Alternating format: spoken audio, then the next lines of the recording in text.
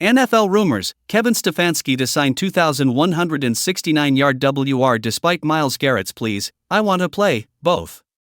Just like you saw me play in college."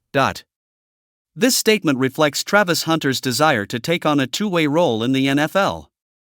Hence, showcasing the dynamic Colorado player's ambition to bring change to the league by playing both cornerback and wide receiver. His intentions are certainly noteworthy. During Colorado's Pro Day, Hunter turned heads with his exceptional two-way performance. His impressive college stats back it up.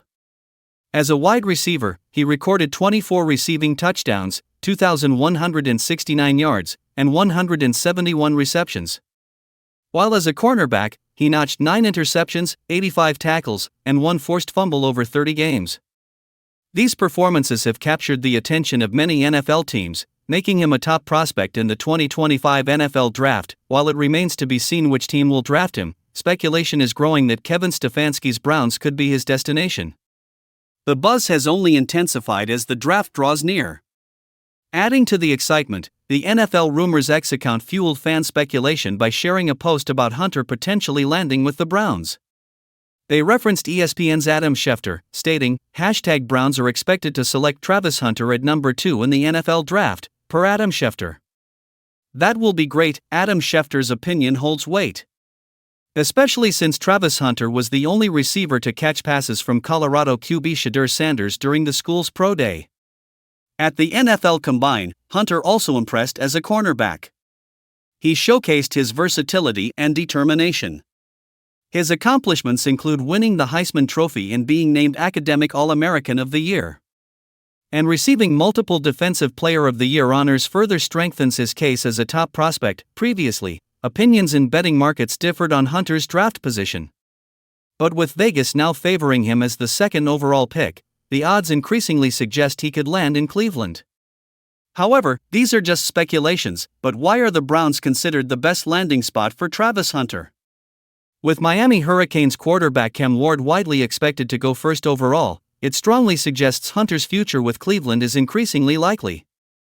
Additional draft rumors also support this possibility. As Shedeur Sanders and other quarterbacks have fallen down draft boards, the path appears clear for him. Also, Cleveland has a clear need for a wide receiver. This could allow the former Tigers star to play both sides of the ball as a rookie.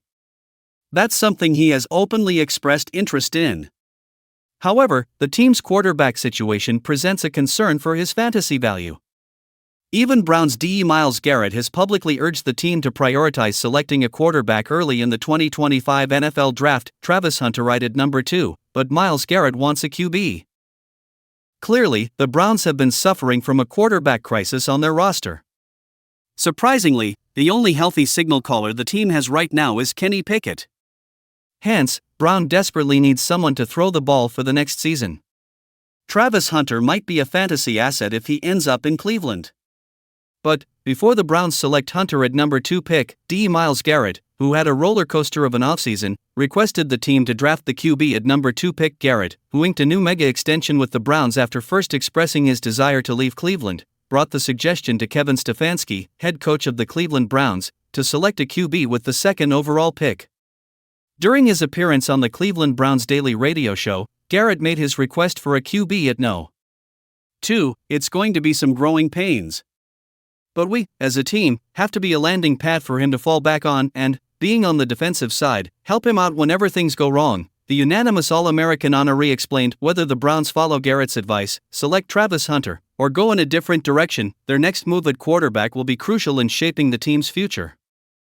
Brian Daboll's plan for 6016 YDQB confirmed as Jameis Winston put on high alert. You can feel a shift in the air in East Rutherford, and it's not just the smell of tailgate food.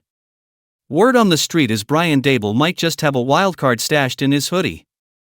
Giants fans are still healing from last season's trauma, 3-14, but now the rumor mill's spinning like Saquon juking linebackers in his prime.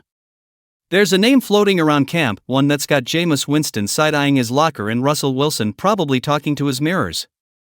We're talking about a QB with 6,016 yards of arm and legs combined, and yeah, he might be next up in Big Blue. Enter Jalen Milroe. Now before y'all roll your eyes like, didn't that guy toss 3 picks in Norman and fumble Bama's playoff hopes? Yep, he did. But here's the thing, Milroe's still a freak of nature with a cannon arm, a NASCAR engine in his legs, and if you squint hard enough, a baby Lamar written all over him. So here comes the chess move. Mel Kiper's latest mock draft 4.0 has Milroe landing in the second round, straight to the G-men. And then, on April 8th, Dan Orlovsky lit the match. If I could handpick one team for Jalen Milroe, it would be the New York Giants, Orlovsky said on NFL Live. He wasn't talking out of pocket either. Daboll's got ties to Bama, deep roots with Saban, and a track record of turning raw QBs into certified monsters. Just ask Josh Allen. You know, the same Allen who used to chuck balls into the stands before Daboll got him tight. They're desperate. Dan Orlovsky spilled the tea. And if it comes to a point this season where Brian Daboll and Joe Schoen are like, we need to do something to keep our jobs, I just sit there and go, if you've got Jalen Milroe, you can go full Lamar Jackson rookie mode. Or here it comes 15 times a game. Because this young man, while he's improving as a passer, is an absolute rocket ship with the ball in his hands. I think he's got more talent as a thrower than maybe some of the inconsistencies of the season last year showed itself. He's got to get much, much better in the red zone. But this would be the perfect place for both the player and the organization. Man really said 15 QB runs a game like it's a high school playbook, and honestly, he's not wrong. Milroe's a QB you throw into the fire, and suddenly, defenders look like they're playing Twister. The biggest ick with Jalen Milroe is his inability to throw the pigskin on the stride or throw slants for first down. Hopefully, Brian Daboll would straighten him up like he did with Josh Allen, but hold up, why is Jameis on high alert? Because this isn't a feel-good campfire story. The Giants brought in Russell and Jameis to stop the bleeding, not hand over the keys to a rookie. Still, let's be real, Russ looks cooked, and Jameis has got more bounce passes than assists lately. Love Jameis, but for every touchdown, Jabu throws 2 picks. Look, if Daboll's truly trying to save his job, Milroe might be his Hail Mary. Think about it, red zone struggles? Boom, Milroe. No O-line protection? Boom, Milroe. Stale fanbase? Boom. Again, Milroe. Not gonna lie, it's still a spicy pick, but it's one that could turn the tide fast if things sort out. And then came the twist. The Athletic's Dane Brugler reported Milroe got a draft invite. Translation? He might not be chilling till round 2 after all. Usually, that green room call means the league sees first-round potential. That's wild considering Milroe's up and down 2024, but also proof that NFL execs are peeping the upside harder than the fumbles. Might be Daboll's only shot at a lifeline QB without selling the house for a top 3 pick. A Dabollution in motion. If Brian Daboll's trying to save face after that 100-year disaster class season, this is his move. He doesn't need perfect, he needs danger. Milroe fits that mold like Tim's in winter. Look, Brian Daboll's built different when he's got a project QB. He made Josh Allen scary, turned Mitch Trubisky serviceable for a year, and somehow gave Daniel Jones a $160 million bag off one decent season. If anyone can flip Milroe into a menace, it's him. The connection runs deeper too. Daboll's old Bama ties mean he isn't walking into this blind. He knows what Saban values, what buttons to push, and what a dual-threat QB can do when the system's built right.